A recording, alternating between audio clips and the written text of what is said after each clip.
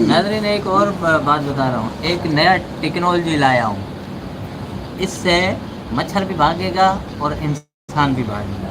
ये है खाली, अगर इसी तरह का लोहे का अगर आपके पास है बोतल, तो इसका आगे वाला मुंह कुड़क करके खोल दें, हल्का हल्का यहाँ से जो है ना सुराख कर दें। सुराख के बाद आपको ये अंडे का क्रेट मिलेंगे, वो भी जो गत्ते के होते हैं, इसी टाइप के ले आना है।